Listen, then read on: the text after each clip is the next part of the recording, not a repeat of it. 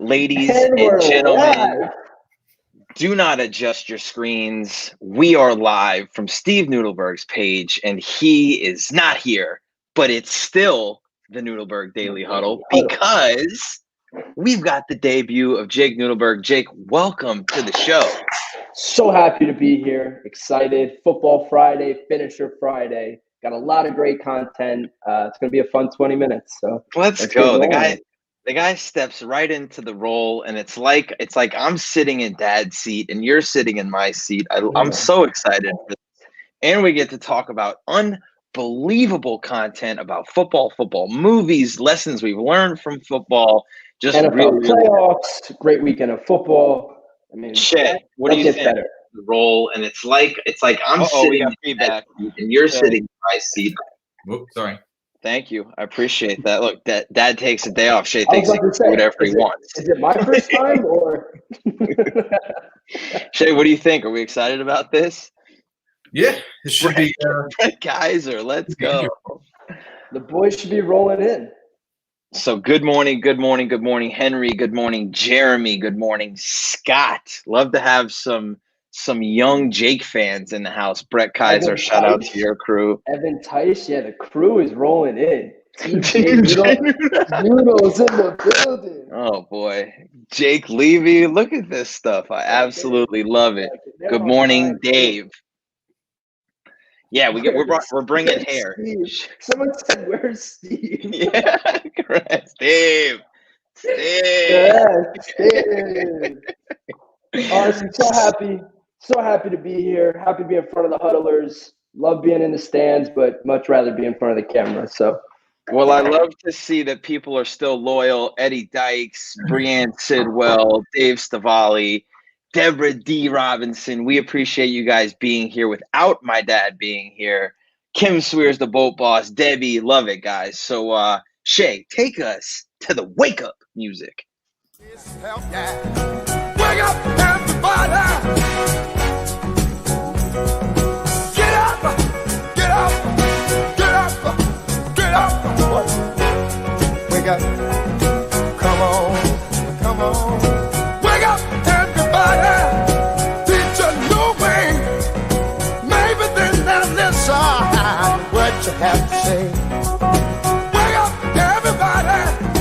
No more sleeping in there. No more about to thinking, time for thinking ahead. Come on now.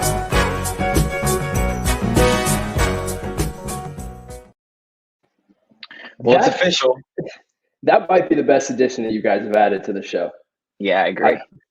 Every day starting with Teddy Pendergrass is where it's at. But it's official. All the Jakes are here. Jake Furman, what's up? Good morning to you. So we have the three Jakes in the house. We call it the law firm of Jake, and Jake. Rod White, glad to see you in the huddle. Haven't seen your name in a while. Glad to have you back. Hope everything is going well with your ventures and in the baseball world. Good morning, Michelle Morrison. But so I agree with you. I think that the Teddy Pendergrass introduction, that theme music that we have now is unbelievable. It fits us so well, talking about wake up and bring in the energy. But if we're going to talk about intro music, we got to talk about football intro music, right? Amen. And I think every network's got its own, but I think we have our favorites. But I think we should play them first and then talk about the different commentators. So it's a football Friday. So Shay, take us to the first network football theme song.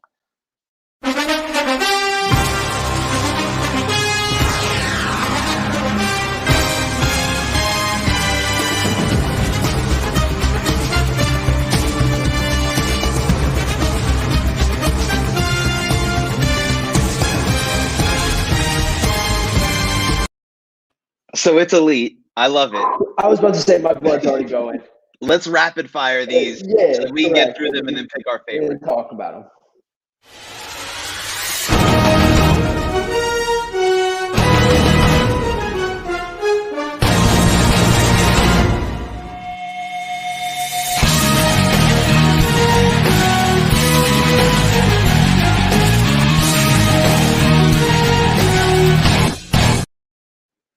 Okay, Okay, I'm going to go out on a limb right now and say that that's the worst one of all of them.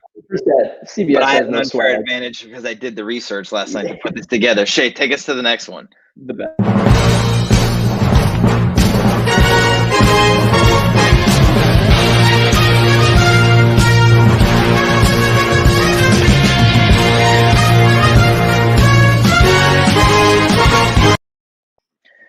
The horns. The horns are where it's at. Saying close race. Close race. It's a great one. And this, I've talked about tunnel week, previously last week, and people talk about running out of the tunnel, and we talk about having that energy. That horn gets you going. It takes me back to high school football, some classic college intros that we've talked about before. Sunday night's a classic. I mean, Shay, show me the next one. Yeah.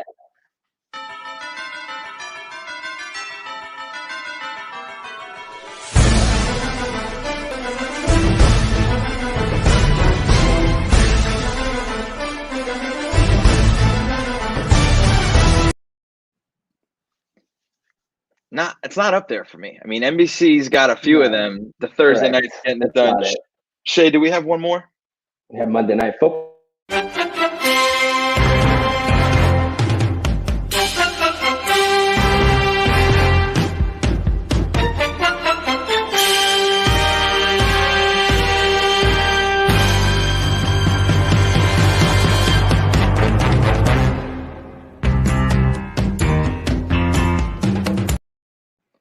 There's nothing. Tirico. There's nothing like Monday Night Football. Nah, Monday Night Football is the best. And Jonathan Fishman hits it right on the head. It's always better when you're in contention for fantasy. Yeah, exactly. I mean, it matters. Same thing with Monday Night Football. You feel as hyped up with the players as soon as the game starts. So there's nothing worse than like a Dallas Giants matchup on a Monday night that has absolutely no meaning to the league and no meaning to your fantasy. Team. Both them. But not only are the theme music, what is your best commentators? Yeah, so for me personally, it's Troy Aikman, Joe Buck, the Fox team. I absolutely love Troy Aikman. It's unfair because I grew up watching him play for the Cowboys and watching him be great. And I think his commentary, it walks the line between the casual fan and the educated football follower, which helps you, manage the game, watch the game, but it's not too in-depth. I know what you're going to say, so I'll let you talk about your favorite. Tony Romo all the way. I'm infatuated with how Tony Romo calls the game. It's like he's playing quarterback for the other team. And Jim Nantz is obviously a classic. And I think that Tony Romo is probably too advanced for most people watching the game. Like, he breaks it down like you're in the film room, and that sounds great to us because we understand it. He's talking about outside zone, but the common people have no clue what outside zone is or the different checks. But I'm gonna go Romo. Yeah, but sorry for you, Henry, who's a Giant fan, but I do believe that you guys will have a chance at some point because I believe in Joe Judge. Joe Judge is a guy who has come up underneath Bill Belichick, underneath Nick Saban. He has learned the power of the process. He understands attention to detail, a lot of stuff that we'll talk about later. But I think the Giants have a chance. But while we're on this conversation of music, we have morning motivational music every single day. We're keeping it football themed, and it's hard to beat this football song. Are you ready for some football? Hear the flash of thunder and a lightning strike. Storming the field, sparks will fly tonight. We're charged and ready. The crowd goes berserk. It's a wake-up call. Time to go to work. Everybody get ready. It's going to get rough because Monday Night Football is powerful stuff. Come on and hit it. Come on and get ready. Are you ready for some football? A Monday night party? Yes, sir. The countdown to the kickoff has officially started. There's no neutral corner in this heavyweight fight. All my rowdy friends are here for Monday. All my rowdy friends are here for the daily huddle. And so for you don't even remember that. Like that music. I'm gonna show my age right there. Like I know who it is, but it doesn't hit me the same way that it hits you at all. Oh, Leslie shouts out Chris Collinsworth, Gator Nation. Can I get the X? I was gonna say Chris Collinsworth gets the most hate out of anybody. I legitimately cannot stand Chris Collinsworth. He is the guy in the room, in my opinion, he's the guy in the room who points out the obvious. He's And gonna then have when to catch something this ball. and he has no problem completely flip-flopping his stance on something mid-sentence. Like, it's unbelievable. Does the X just stays on demand? That's unbelievable. Oh yeah, it's always available. It's always available. But so it's a shame to me, Jake. It's a shame to me, Jake, that you don't know that Monday Night Football music, because that's what I grew up with. And so, some of the people in here who are more veteran than us, they remember the Howard Cosell days of Monday Night Football, which, hard to beat those classic times. But to me, like John Madden, to me, even when you got into the John Gruden days, the Monday Night Football was such a special thing. It was always a great matchup. And I do believe it's fallen off. Thursday Night Football has taken over.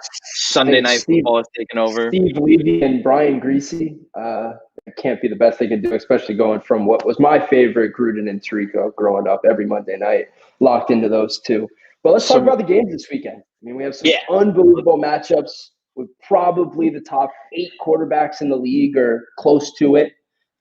Missing a few, but which I think goes to show you the importance of the quarterback position, because while, teams are built in a lot of different ways, if you don't have a quarterback who's able to lead your team, not just your offense, but he's able to rally the entire squad around him. I mean, this is super exciting matchups. So you got 2 games on Saturday, 2 games on Sunday, just great football all around the board. So even if you're not a big football fan, this would be a good weekend to tune into the games. Scott Garber is a Bills fan? Didn't know that. Heavy. I did not know that. I did not know that. They were big Buffalo fans. It was always a point of contention with us growing up. So we have Jets, Dolphins, and Bills in the family. Go figure. Hodgepodge. But quick, I'm going to run through my predictions real quick. I'm going Packers, Ravens, Chiefs, Bucks. Wow. Okay. I love it. I agree. I don't disagree with any of those. I'm same. I'm right with you. Packers, Ravens, Chiefs, Bucks.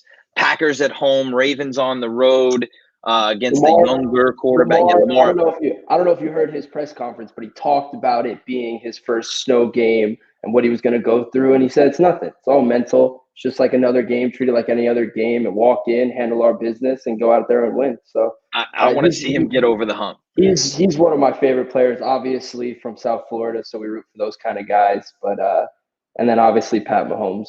I don't think anybody's beating Pat Mahomes. I absolutely love it. I love the conversation. And for those of you who don't know us as well, or you're new to the Huddle, we have a history in football. Jake and I both played growing up.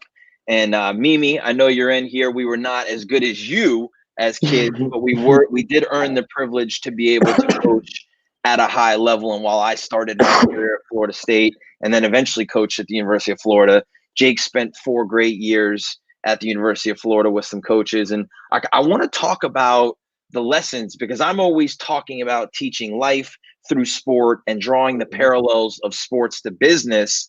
You're stepping out fresh, so football is still fresh in your mind. I want to talk about some of the lessons that we've talked about.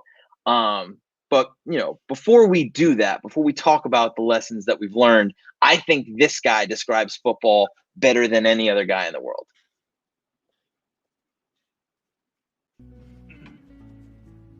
When you get old in life, things get taken from you. I mean, that's part of life. But you only learn that when you start losing stuff. You find out life's this game of inches. So is football. Because in either game, life or football, the margin for error is so small. I mean, 1/2 a step too late or too early, and you don't quite make it. 1/2 second too slow, too fast, you don't quite catch it. The inches we need are everywhere around us. Hell yeah. They're in every break of the game, every minute, every second. On this team, we fight for that inch. On this team, we tear ourselves and everyone else around us to pieces for that inch. We claw with our fingernails for that inch. Because we know when we add up all those inches, that's gonna make the fucking difference between winning and losing.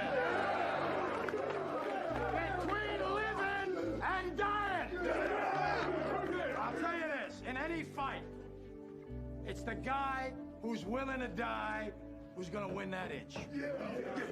And I know if I'm gonna have any life anymore, it's because I'm still willing to fight and die for that inch. Because that's what living is. The 6 inches in front of your face. Now I can't make you do it. You gotta look at the guy next to you. Look into his eyes. Now I think you're gonna see a guy who will go that inch with you. You're gonna see a guy who will sacrifice himself for this team because he knows when it comes down to it, you're gonna do the same for him. That's a team, gentlemen. And either we heal now as a team, or we will die as individuals. So shout out to Oliver Stone, number one, who directed that movie. Shout out to Al Pacino for delivering that speech. And I don't know who wrote that speech, but they did an unbelievable job of taking a very complex game and and summing up life in general and putting it into a very simple 6 statement, inches. talking about inches. And, you know, for those of you who haven't had the privilege of being in a locker room when that moment happens where guys come together and make a decision as a group to overcome adversity and give of themselves for each other, male, female, I don't care. That's a team. And there is nothing like being a part of an organization that's filled with people that are on the same mission and all willing to give up everything they have in order to fight for that inch, not just for themselves, but for the people around them. That's the most fun you can ever have in life. Amen. And it's a lot of parallels for me because the last 2 years I was fortunate to play the 2 national champions in LSU and then Alabama. And the only thing that separated us was the inches. We were down by 7 against LSU. We get a holding call and then throw a pick. We're down by 6 to Alabama and we get a holding call. We get an interception. And that's the difference between being great in life and sports or in anything. There's that one little moment where if it doesn't go right, it's over. So you need to focus on every little detail, every step, every decision you make, everything you say, because it can change everything. All the time. I think that's the difference. Yeah. I think, you know, football gets put on display once a week. Mm-hmm. You know, you spend a week preparing for that one opportunity to be able to get every inch you can, because that's the only thing that's being counted. They're not counting Monday through Friday. They're counting Saturday. Saturday goes in your record. Saturday decides whether or not you make the playoff or whether or not you go home. But champions, Alabama and Clemson are consistently in the championship, not because they're so much more talented than everybody else, because we're very talented this year. They train in a way that every day of their lives, they pay attention to every detail to earn every inch. And that's the difference. We talk about, you know, people don't want to, everybody wants to be the beast, but nobody wants to do what beasts do. Doing what beasts do is paying attention to the details, not only when it matters or when you think it matters, but every second of every day. And we've talked about how you do anything is how you do everything. Mostly it's about paying attention to details. And that is what separates the good, the great from the good from the average, and the average from the bad. And what was my favorite, and it is Friday, so there's a lot of parallels, but my favorite day of the week was Friday because it was a complete mental day for our guys. We had gone through Monday through Friday, installing everything, different situations. And on Friday, we went through every little detail, from travel to what they were going to wear on the bus, to what they did on special teams, to what they did on offense. We watched film again, and every little detail had to be accounted for. And I was always appreciative of that because I hated leaving things unchecked. I wanted everything to make sure it was down to a T. That way, when we showed up on Saturday, we knew exactly what to do. And so that's why, like, on Fridays, I love waking up. I love going over things that I'm going to do for the next week. I do it on Friday night. I always did my work for the next week too. After I was done with that week work, because by Friday night it was done. By Friday night, I knew exactly what I needed to do on Sunday to get ready for the next week. I think there's a lot of parallels to that in business. Is you're always going to do what you're doing the next day. You know, take that time, take an hour the night before, go through a checklist, know exactly what you're going to do the next day. Preparation is key. You know, don't leave things unchecked. Know exactly what you're going to do. I knew I was going to wake up this morning at 6 a.m., get a workout in, be on the huddle by 7:45, work out again, you know, tomorrow morning, have every little detail. I'm going to leave here in an hour, go to my mom's, do the things we need to do, have a marketing meeting at 1:30. So have every little detail checked.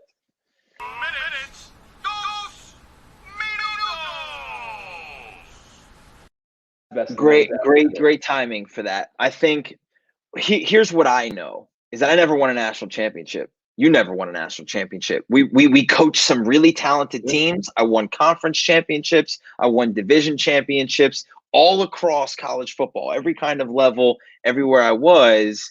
The difference between the teams that I played that won national championships, when we played Alabama, when we played Clemson, the difference between those championship teams and us was not that they were more talented than us.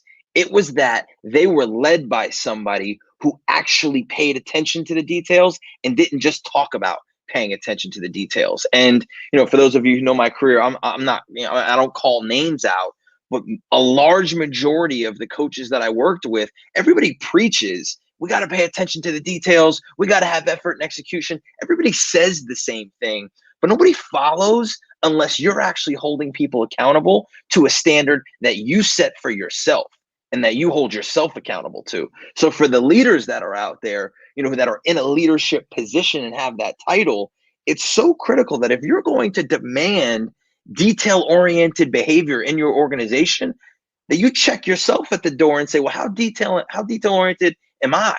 How much preparation am I putting into the things that I'm doing? How much effort, time, and attention to detail is going into the things that I'm doing so that I live the culture and the behavior that I'm trying to create within my organization? And for those of you that aren't in a leadership position, you don't have to be in a leadership title to be a leader. Leading by example and choosing to bring the behaviors for yourself to affect others and just do the things that you know you're supposed to do is the way that you can lead regardless of what your title is. I'm off my soapbox. Yeah, I was about to say, it's hard to beat that one. You loved having the pilot. You loved controlling the pilot seat today. But, so we're time. Fun Friday, fun football Friday. Love talking ball. Love talking the lessons about it. Thank you guys for another fantastic week in the Nudelberg Daily Huddle. Congrats to Jake on his debut. Dad, we missed Thank you for watching. Thank you for being here. Maybe some point we'll get to a 3-person show, but I definitely don't think that's in the future. That's way too many Nudelbergs. Way too many Nudelbergs Mark, on the screen at one time. Mark, you could be my wingman any day.